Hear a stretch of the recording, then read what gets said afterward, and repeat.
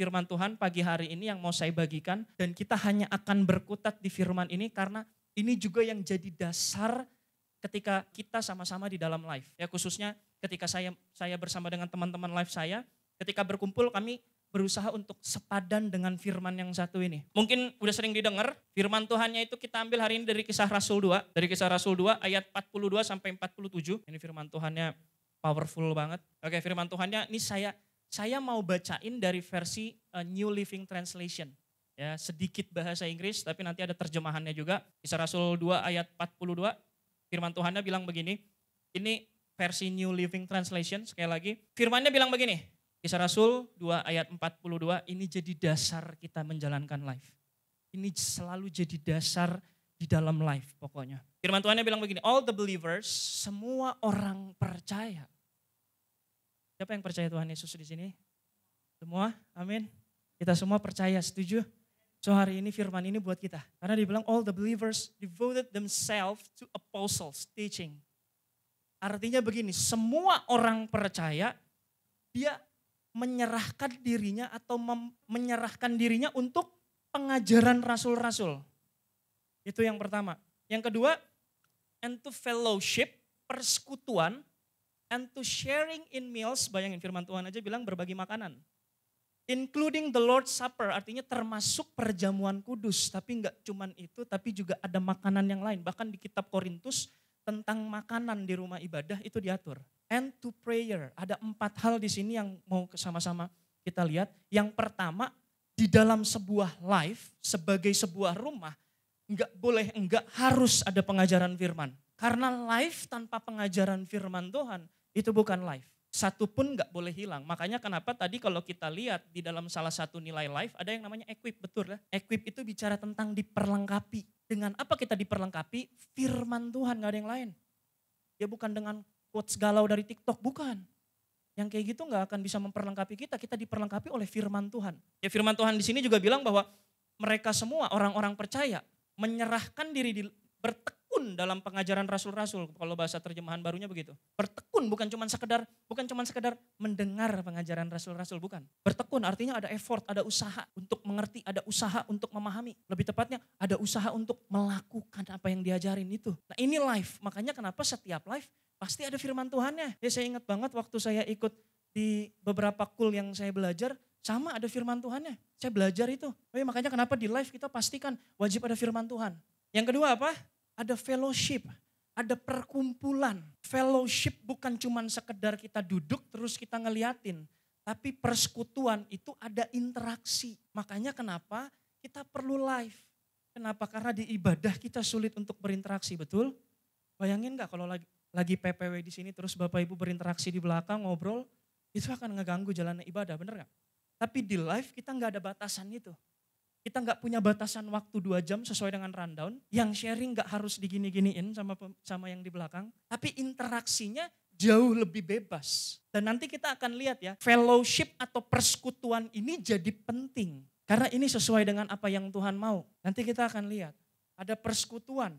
Kita nggak bisa live tanpa persekutuan. Makanya pertemuan-pertemuan ibadah itu termasuk live itu penting. Ibadah kita ini terbatas.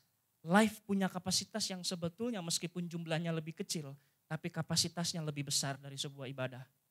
Oh iya, kenapa? Karena kita bisa mendengar langsung tentang keluhan teman kita yang lagi ada di dalam live. Bener gak? Yang ketiga, sharing in meals, including the Lord's Supper. Ya. Makanya di dalam live ini hal yang fun ya, bener gak? Jadi kita gak menentang sesuai dengan firman Tuhan. Oh iya, ini hal yang menyenangkan. Siapa yang gak senang kalau makan? Apalagi kalau makan makanan favorit ya, bener gak? Pasti kita semua senang. Dan firman Tuhan juga menjelaskan bahwa ternyata di dalam life it's fine untuk kita saling berbagi makan. Kenapa? Karena makanan bicara tentang kebutuhan pokok. Makanan bicara tentang kebutuhan dasar itu loh. Kita berusaha untuk memenuhi segala kebutuhan. Gak cuma sekedar hal yang rohani tapi sampai kepada jasmani. Itu maksudnya. Oh di dalam life kita lakukan hal itu harusnya. Dan saya percaya bahwa setiap life diperlengkapi sama Tuhan untuk menjawab semua kebutuhan. Amin. Tapi sometimes kita pertanyaannya adalah gini. Kita mau gak untuk berbagi? Karena ada kata sharing di situ. Itu yang paling susah. Kata sharing yang paling susah, berbagi yang paling susah. Tapi di live kita didorong untuk berbagi. Bahkan gak cuma makanan, sometimes kita harus mikirin solusi buat orang lain. Oh iya, di live kayak gitu kan. Yang kedua jelas, dan berdoa. Ya karena berdoa Makanya kayaknya nggak ada live yang dimulai tanpa doa, bener nggak? Pasti setiap kita mau mulai live, kita doa dulu yuk. Dan setiap kali kita mau tutup live, kita selalu, kita doa dulu yuk. Ya berapa waktu yang lalu, saya sempat ikut, sekali lagi ini bukan live saya, tapi waktu itu bahkan saya sempat ikut di salah satu kayak mini komsel gitu. Ini teman saya jadi baru open house gitu, dia bikin mini komsel, dia ngundang beberapa sahabat, bahkan ketika kita lagi komsel gitu kita bisa saling mendoakan. Dan saya tahu ada beberapa live yang sering kayak gitu, saling mendoakan. Ya karena doa ini adalah nafas orang percaya, makanya kalau live-nya pengen hidup, mesti ada doa. Ya kalau gak ada doa itu bukan live. Itu namanya nongkrong cantik, ya enggak? Tapi hari ini itu 4 hal yang kita mau hidupi di dalam live. Ya yang ayat 43-nya, firman Tuhan bilang apa? A deep sense of awe came over them all, and the apostle performed many miracle signs and wonders. Ya, begitu banyak mujizat yang dilakukan oleh para rasul. Ayat 44-nya, and all the believers met together in one place and shared everything they had. Artinya gini, Bapak Ibu, bahwa mereka ketemu di satu tempat, gak dikatakan di gereja di situ, gak dikatakan di rumah ibadah di situ.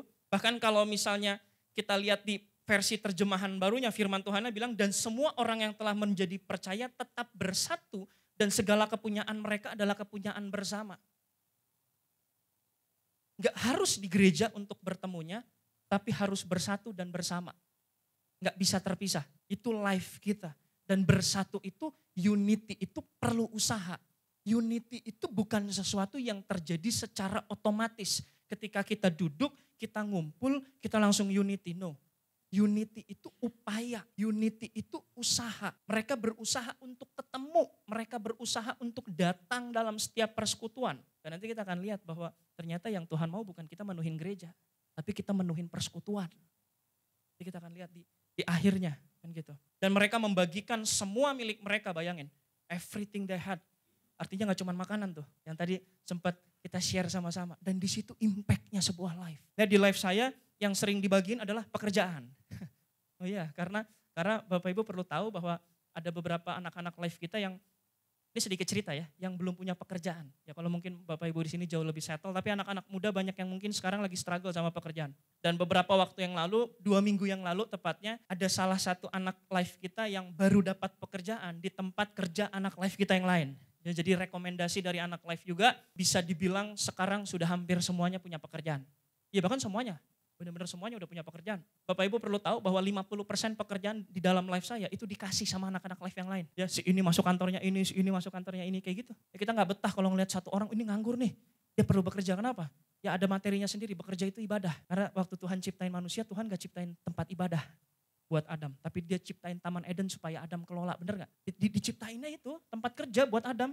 Kelola nih Taman Eden, manage it all. Kelola semuanya. Ya makanya tempat kerja itu ibadah. Makanya kenapa kayaknya belum sempurna kalau mereka belum kerja nih, harus dibantu. Ya dan banyak anak-anak live yang akhirnya punya pekerjaan. That's the impact. Itu impactnya, itu dampaknya. Salah satu dari sekian. Dan saya percaya bahwa setiap live yang ada diperlengkapi untuk kapasitas yang sama. Untuk kapasitas untuk jadi dampak. Pertanyaannya kita mau sharing gak? Itu yang paling susah. Kata sharing yang susah. Bukan everythingnya yang susah. Kita punya everything. Tapi untuk sharing itu yang susah. Ya, ayat selanjutnya ayat 45. They sold their property and possessions and shared the money with those in need. Ya mereka jual semuanya untuk keperluan semuanya. Ya kita gak harus sampai kayak gitu. Tapi kita harus punya mentalitas untuk membantu sesamanya. That's the generosity dari jemaat mula-mula. Dan itu yang harus kita hidupin di life. Kita gak boleh menahan untuk diri kita sendiri, enggak. Ya di ibadah, di kitab Efesus bahkan firman Tuhan bilang bahwa Tuhan sudah memampukan kita untuk menjawab kebutuhan orang lain juga. Yang pertama jelas keluarga kita, tapi juga untuk keluarga Allah ternyata juga udah Tuhan perlengkapi. Kitab Efesus dijelasin hal itu. Ya ayat berikutnya 46-nya, they worship together at the temple each day. Setiap hari, bukan cuma sesekali. Ini yang menarik. Makanya kenapa saya percaya bahwa ibadah 2 jam 1 minggu gak akan pernah cukup untuk kerohanian kita. Met in homes, kalau misalnya di ayat 45 versi terjemahan barunya dibilang begini, dan selalu ada dari mereka dengan bertekun dan dengan sehati mereka berkumpul tiap-tiap hari dalam bait Allah. Mereka memecahkan roti di rumah masing-masing secara bergilir dan makan bersama-sama dengan gembira dan tulus hati. Itu terjemahan barunya, makanya kenapa live harus ada fun-nya. Karena ternyata jemaat mula-mula pun melakukan hal yang sama. Mereka bukan cuma mengasihi dengan cara sharing satu sama lain. Mereka bukan cuma mengasihi dengan berbagi. Tapi mereka juga ternyata bergembira bersama. Oh, di ayat 46-nya jelas. Mereka memecahkan roti di rumah masing-masing. Ya, met in homes for the Lord's Supper and shared their meals with a great joy and generosity. Ini yang menarik. Firman Tuhan bilang bukan cuma sekedar bergembira. Artinya happy-happy, tapi buah roh ternyata yang dihasilkan dari pertemuan itu. Joy, sukacita. Bukankah sukacita itu satu dari buah roh, benar gak? Oh iya, ternyata itu yang dihasilkan di dalam life. Sukacita ini yang dihasilkan. Ayat 47-nya. Ayat 47-nya ini benar-benar ayat terakhirnya, sambil memuji Allah, kalau misalnya terjemahan barunya, all the while praising God, itu yang versi New Living, and enjoying the goodwill of all people, yang mereka semua disukai oleh semua orang. Ini perhatikan banget nih. And each day the Lord at their fellowship.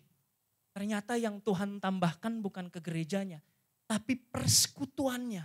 Yang Tuhan tambah itu bukan jumlah jemaat di gereja Korintus atau gereja Efesus. Tapi di tengah persekutuan kecil itu yang Tuhan tambahin. Lord add to their fellowship those who were being saved. Tuhan tambahkan setiap harinya jumlah mereka dengan orang yang diselamatkan. Dan saya percaya itu bukan cuma bicara tentang menuhin satu bangunan. Karena Tuhan tidak tertarik sama bangunannya. Tuhan tertarik sama orang yang di dalam bangunan itu. Makanya kenapa menarik banget firman Tuhan bilang, ditambahkannya ke dalam persekutuan. Artinya percuma gedungnya penuh kalau persekutuannya tidak hidup. Karena firman Tuhan jelas menekankan bahwa yang ditambah itu adalah persekutuannya, fellowship-nya. Makanya kenapa tadi di awal kita bahas tentang fellowship. Fellowship itu penting. Fellowship sepenting itu karena ternyata yang Tuhan tambahkan itu fellowship-nya. Ternyata life-nya yang Tuhan mau tambahkan. Makanya kenapa Bapak Ibu kita perlu tahu bahwa life itu penting buat Tuhan, di mata Tuhan. Karena itu yang ditambahin. Kalau ditambahin sama Tuhan gak mungkin gak penting. Yang penting itu persekutuannya sekali lagi. Makanya kita gak bisa menghindar dari yang namanya life. Kalau kita ingin bertumbuh dan hidup. Saya bisa bilang gitu. Oh iya, karena firman Tuhan hari ini bicara tentang life is a home. Bapak Ibu, life adalah sebuah rumah. Yes, kita punya rumah yang dimana kita ditempatkan. Dan kita perlu bangun itu jelas. Tapi ternyata gak cuman sekedar keluarga kita, tapi Tuhan juga mau bangun keluarga kerajaan Allah di tempat ini. Oh iya, dan setiap kita punya kapasitas, kita punya kemampuan untuk melakukan hal itu. Ya, di kitab Efesus dibilang Tuhan membagikannya untuk setiap kita membangun jemaat. Artinya bukan berarti, oh kalau gitu saya gak perlu mikirin keluarga saya dong. Saya bangun gereja aja, enggak bukan kayak gitu. Karena jangan lupa firman Tuhan yang sama juga bilang bahwa barang siapa mengabaikan anggota keluarganya padahal dia bisa untuk melihara keluarganya, itu setara dengan kafir. Kalau kata firman Tuhan kayak gitu, keras banget ya. Kalau kita enggak memelihara keluarga kita sama dengan kafir, itu kata firman Tuhan. Jadi yang itu tetap harus dilakukan, tapi ternyata membangun keluarga kerajaan Allah juga harus dilakukan. Karena itu gaya hidup jemaat mula-mula. Gaya hidupnya bukan tentang ibadah yang seperti konser, bukan. Lihat gak tadi? Gak ada satupun ibadah yang kayaknya megah. Mereka berkumpul untuk beribadah secara megah. Enggak. Karena ternyata itu bukan yang diperhatiin sama Tuhan. Yang diperhatiin sama Tuhan adalah persekutuan kecil. Life is a home. Di mana semua kebutuhan terjawab, dikasihi, berdampak, bergembira, dan diperlengkapi. Ada di situ semua. Dan Tuhan maunya di situ ternyata. Fokus atau mata Tuhan ke arah situ. Bukan ke arah yang ibadah kayaknya kayak konser. Ada banyak gereja-gereja yang ibadahnya kayak mega konser. Saya gak menyalahi hal itu. Silahkan lakukan hal itu, tapi jangan lupa apa yang penting. Karena yang penting bukan ibadah yang kayak konser, ternyata yang penting adalah sebuah persekutuan kecil. Di mana setiap orang merasa dikasihi. Di mana setiap orang bisa memberi dan setiap orang menerima. Dan ternyata kewajiban untuk membangun life bukan cuma tugas satu orang.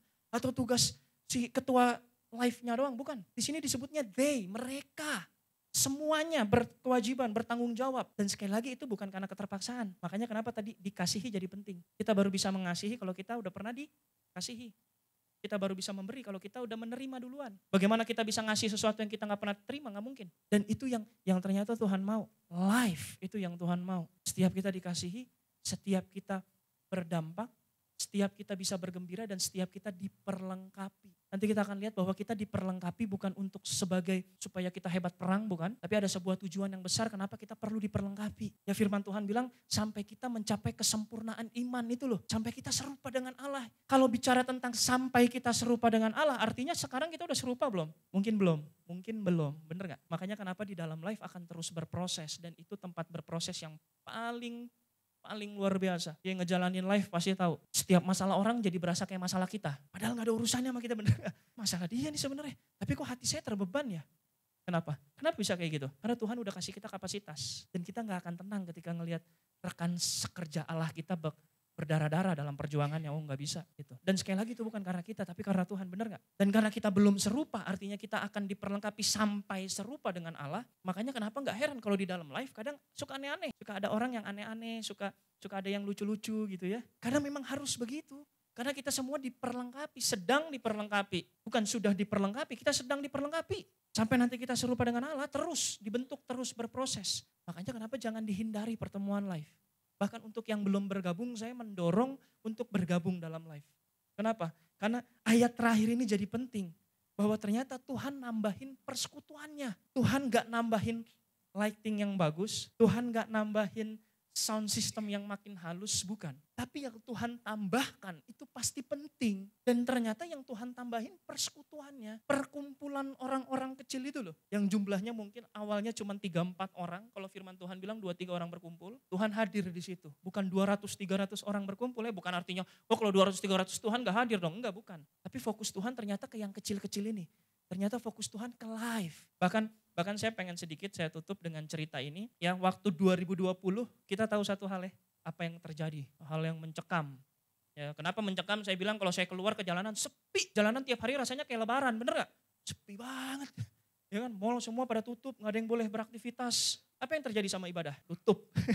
Bener ya? Kita berlomba-lomba gimana caranya supaya ibadah online, supaya jemaat tetap dapat asupan kan gitu. Bapak Ibu tahu gak ada sebuah kekuatan yang gak kelihatan. Tapi tetap bekerja di waktu-waktu itu. Dan saya percaya itu bukan ibadah secara masif, bukan ibadah secara besar. Ya, saya dengar 1 kesaksian, 2 kesaksian, 3 kesaksian, banyak kesaksian bahwa yang bergerak itu justru live. Kita bergerak untuk coba cari tahu, kita coba untuk ngabarin si ini, ngabarin si itu. Yang paling sering kita cari tahu siapa? Pasti anggota live, bener gak? Jangan sampai hilang nih, jangan sampai imannya tiba-tiba begitu pandemi selesai, imannya berubah. Tadinya percaya Tuhan Yesus, begitu pandemi percaya yang lain kan gitu, repot. Artinya ibadah di dalam satu gedung ada keterbatasan, tapi persekutuan punya kemampuan untuk menembus batas-batas itu. Kenapa ibadah di dalam satu gedung punya keterbatasan? Waktu pandemi kita gak boleh ibadah. Meskipun habis itu akhirnya masif ibadah online sih, tapi berapa banyak yang kering dan butuh persekutuan. Saya bisa kesaksian banyak banget. Bahkan kami waktu di youth akhirnya kami mengalami hal yang sama. Akhirnya menyadari bahwa persekutuan jauh lebih penting daripada semua tata ibadah itu ya. Dan ternyata gaya hidup jemaat mula-mula juga ternyata Tuhan tambahkan kepada fellowship-nya. Oh, artinya ibadah gak penting? Enggak, firman Tuhan yang lain juga bilang jangan menjauhkan diri dari pertemuan ibadah. Ibadahnya penting, tapi selesai ibadah ngapain itu loh maksudnya. Ibadahnya penting, tapi selesai ibadah kalau habis itu kita pulang terus kita sendiri lagi itu bukan persekutuan yang Tuhan mau. Tapi setiap ibadah harus diakhiri dengan persekutuan, itu loh maksudnya. Setiap kita selesai ibadah, kita harus punya persekutuan. Dan pandemi menyadarkan kita bahwa ternyata persekutuan itu punya power yang luar biasa, kekuatan yang gak kelihatan. Yang selama ini kita pikir kekuatan kita di ibadah hari Minggu, ternyata kekuatan kita ada di mana?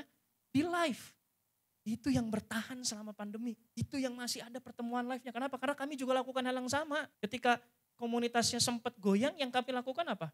Pertemuan live, pertemuan ketua kul, kalau kita dulu sebutnya mentor. Pertemuan mentor itu yang ternyata membuat kita bertahan melewati pandemi, bener gak? Yang akhirnya sekarang kita bisa ibadah lagi kan. Itulah live Bapak Ibu yang ingin saya sharingkan hari ini adalah bahwa live adalah sebuah tempat yang bukan cuma sekedar program gereja. Tapi ternyata fellowship atau live adalah sebuah hal yang Tuhan mau, karena Tuhan tambahkannya ke fellowship itu. Tuhan tambahkannya ke persekutuan itu. Ini yang menarik. Makanya kenapa ayo sama-sama untuk kita hidupin life. Ayo sama-sama kita membuat life kita menjadi hidup. Setiap kita harus tahu bahwa life perlu menjadi hidup. Harus ada firman di situ. Harus ada persekutuan, pertemuan, interaksi. Harus ada kegembiraan di situ dan harus ada apa?